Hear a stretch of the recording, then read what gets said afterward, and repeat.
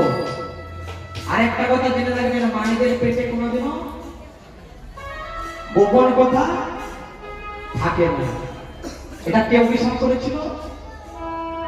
যুধিষ্ঠির অভিশাপ করেছিল। যুধিষ্ঠির যখন ওই মা কুন্তি দেবী যখন ওই কুরুক্ষেত্রের মাঠে চিৎকার করে ডাকছিল কর্ণ কর্ণ বলে, যুধিষ্ঠির বলে উঠেছিল মা কুন্তিকে, মা ওই কর্ণ হলো আমাদের চিরশত্রু, তুমি কর্ণ কর্ণ বলে চিৎকার করছো।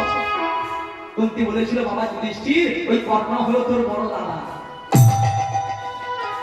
যুধিষ্ঠির বলেছিল মা গো, ওই কর্ণজি বড় দাদা, তুমি লুকিয়ে রেখেছিলে, কথাটা গোপন করে রেখেছিলে। অভিশাপ করছি কুরুক্ষেত্রের মাঠে দাঁড়িয়ে, আজ থেকে মেয়েদের পেটে কোনোদিনও গোপন কথা থাকবে না, থাকবে না, থাকবে না, থাকবে না।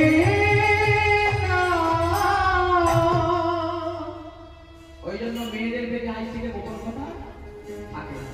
তাই হৈমবতী বলছে স্বামী, এতদিন আমি তোমার কথা শুনে আমি মেনে চলেছি, আর আমি তোমার কথা শুনবো না।